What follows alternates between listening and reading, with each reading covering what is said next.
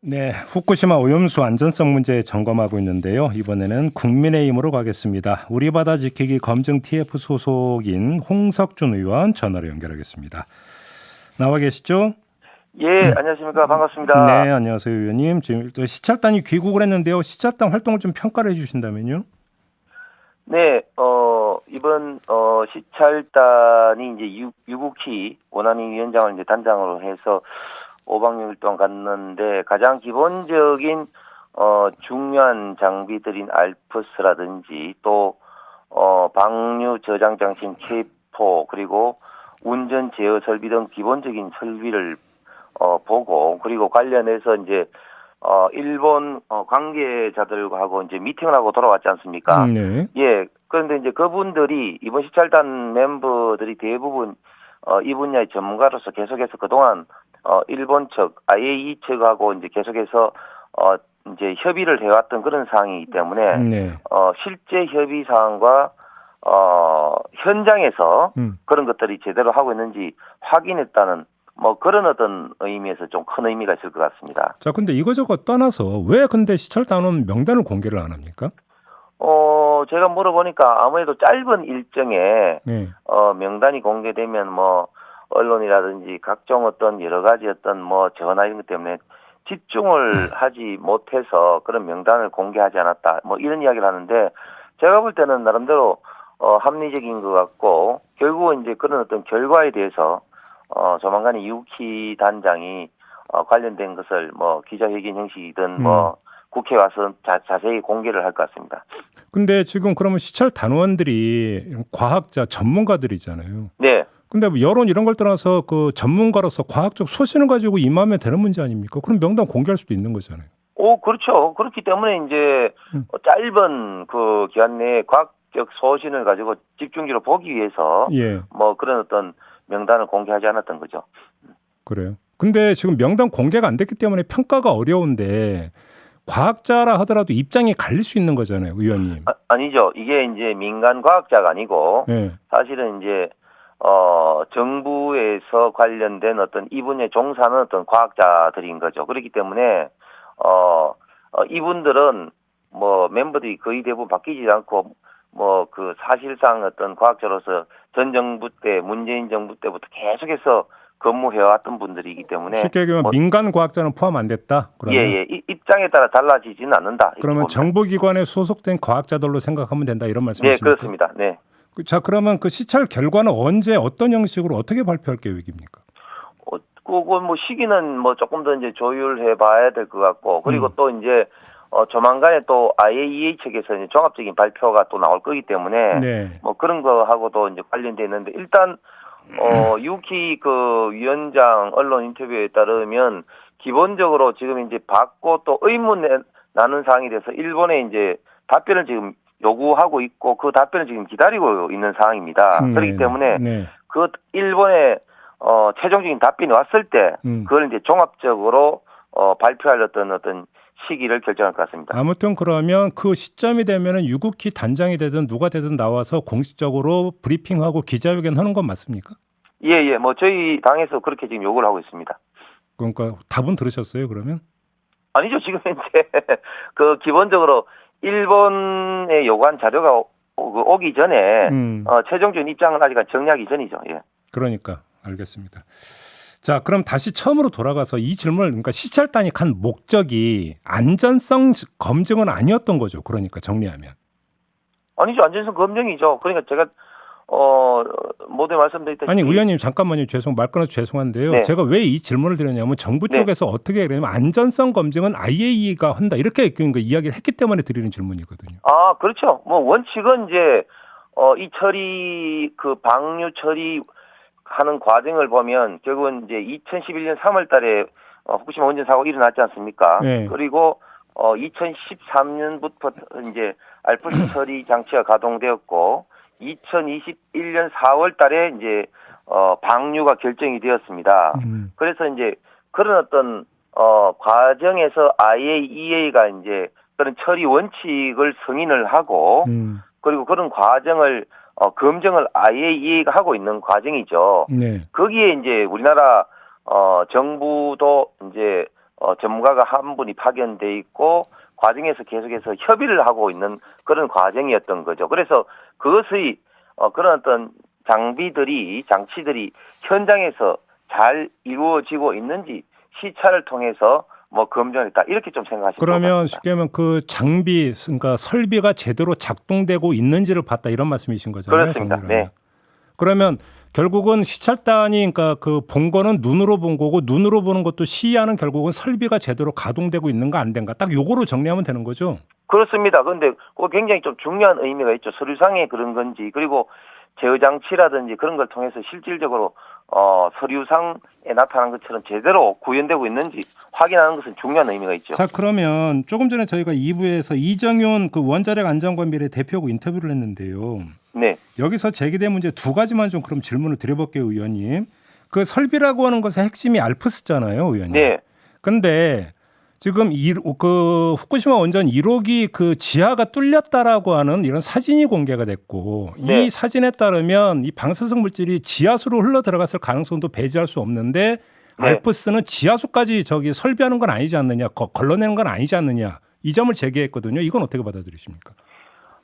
그거는 이제 잘못 알고 있는 건데 사실은 지금 이제 알프스에서 처리하고 있는 방류수들이 예. 보면은 크게 두 가지 종류가 나눌 수 있는 첫 번째는 이제 계속해서 그걸 냉각하기 위한 어떤 냉각수가 있을 거고 그리고 자연스럽게 지하수라든지 이런 부분도 자연히 이제 그 방류 어떤 그런 그 배출구 안으로 다 들어오게 돼 있습니다. 잠깐만요. 그게 어떻게 들어올 수 있어요? 지하수인데 어떻게 그게 들어올 수 이제 있어요? 어떤 특수하게 그렇게 이제 했었기 때문에 그런 거죠.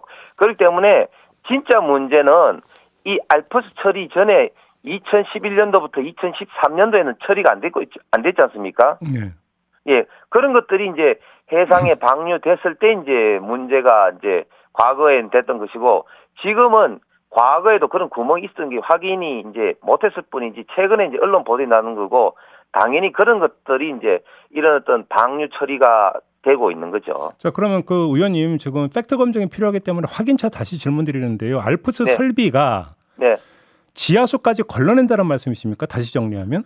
예, 지금 현재 상당 부분은 그러니까 완전히 미세한 부분은 모르겠지만 예. 그 상당 부분 지하수 나오는 어떤 그런 거는 이제 알프스 처리하기 전에 다 이제 유입되는 걸로 이제 알고 있습니다. 그럼 이건 팩트 검증상으로 남겨놓겠습니다, 의원님. 네, 네. 두 번째, 이정윤 대표가 그러니까 IAEA에서 나온 그동안 중간 보고서를 다 봤는데 어디에도 검증이라는 단어는 없다. 기술 지원일 뿐이다. 이 점을 제기했는데 이건 어떤 말씀 주시겠습니까?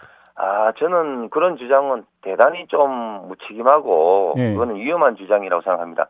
사실 IAEA 이제 본부가 이제 오스트리아 빈에 있지 않습니까? 예. IAEA 조직이 국제 핵 에너지 분야에는 전 세계적으로 다 총괄을 하게 됩니다. 그래서 이곳에서 NPT라고 핵 확산 금지 어떤 조약 관련된 어떤 북한이다, 이란이다 이런 어떤 이제 그런 어떤 사찰도 통해서 이런 어떤 거는 이제 원전 에너지가 아니라 핵무기다 이런 어떤 최종적인 결정도 하고 이걸 해서는 안 된다 하는 이런 어떤 조직 아니겠습니까? 네. 그런 조직이 어떻게 단순하게 기술 지원이겠습니까? 다시 말하면 일본 후쿠시마 방류 관련된 기본적인 어떤 처리 원칙을 승인하고 그리고 어떤 그 방류가 가능한지 수치라든지 이런 기준을 설정하고 검증하고 이런 것을 최종적으로 결정하는 기관이 IAEA다. 그리고 검증도 하고 있다는 말씀이십니까? 그렇죠. 시료 채취를 통해서 검증을 하고 있고 여기에 국가들이 우리나라도 참여를 하고 있습니다만 같이 참여를 뭐 미국이라든지 프랑스라든지 11개 국가들이 참여를 하고 있죠. 자, 여기서 집권 여당 의원이시잖아요. 그래서 혹시 네. 그러니까 궁금해서 질문드리는데 IAEA에 네. 지금 우리나라가 참여하고 있다고 몇 차례 말씀을 해주셨는데 네. 그럼 참여하고 있는 그분을 통해서 네. IAEA가 지금 어떻게 활동하고 있고 뭘 들여다보고 있고 하는 건지 혹시 자세하게 혹시 좀 얘기 들으신 게 있습니까? 그거는 이제 IAEA와 이제 그분과 비밀 누설 어떤 금지라든지 그런 게 개별적으로 있어서 사실은 제가 이제 개인적으로는 좀 접근하기는 그러면 안 됩니다. 본국 보고는 됩니까 안 됩니까? 그분이 네? 본국에 보고는 합니까 안 합니까? 우리나라에 우리나라에도 지금 이제 IAEA하고 그분이 이제 계약이 되기 때문에 개인적으로 원칙적으로는 보고를 해서는 안 되는 거죠. 그러니까 우리 정부가 파견한 게 아니라 개인적으로 그 국제 원자력 기구 계약해서 들어갔다 이 말씀이신가요? 그러면 그렇습니다. 우리나라 정부가 추천을 해서 이제 들어가게 된 거죠. 우리 정부가 추천을 했다. 네네. 그럼 추천 이후에 그분과의 교류는 일체 소통은 없다 이렇게 봐야 되는 겁니까? 뭐 제가 알고 있는 범위 내에서는 거의 지금 없는 걸로 알고 있습니다. 그래요. 그러면 결국은 우리 정부도 국제 원자력 기구 IAEA의 최종 보고서가 나와봐야 알 수 있는 것이다. 정리하면 이런 얘기가 되는 거네요. 네, 그러면? 그렇습니다. 네. 알겠습니다. 자, 그러면 시찰단이 그 이제 알프스를 보고 왔는데, 네. 그 알프스를 시찰한 결과 알프스는 완벽하게 지금 가동되고 있다라는 판단인 걸로 혹시 전해 들으셨나요, 의원님? 제가 현재까지는 그렇게 확실하게 전해 드리진 않았고, 그리고 제가 좀 전에도 말씀드린 것처럼 유키 단장 입장에서도 궁금하고 좀 이렇게 그런 것들이 있지 않습니까? 예. 그런 부분에 대해서 이제 일본에게 이제 추가 자료를 요구를 했고 아직까지 추가 자료를 받지 않은 그런 어떤 단계로 지금 알고 있습니다. 혹시 일본에 요구한 추가 자료가 뭔지 좀 혹시 들으신 얘기는 있으십니까? 아닙니다. 그건 듣지 못했습니다. 그런 건 모르고요. 네네. 일단 그 언론 보도상으로는 일단은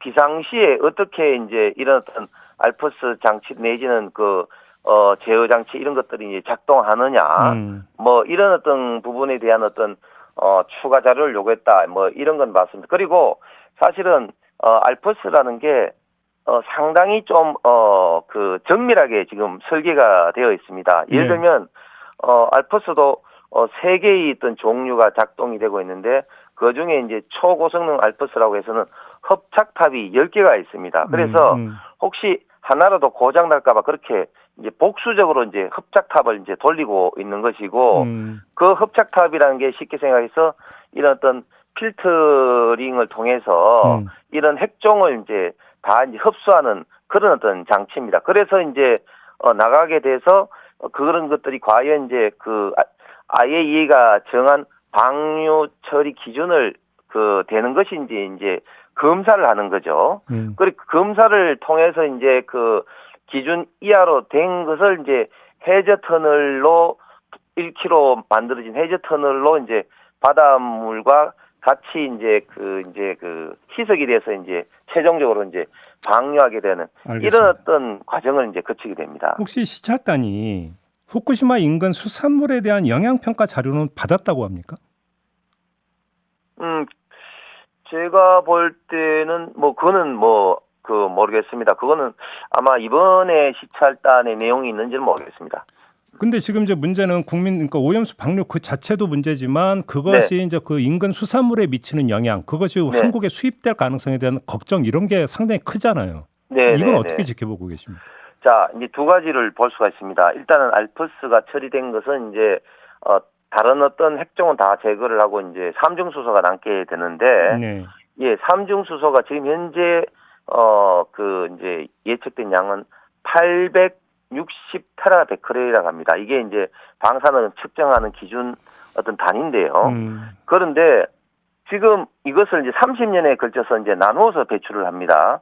그런데 지금 1년에 중국에서 나오는 삼중수소의 양이 1050테라베크렐 이상입니다.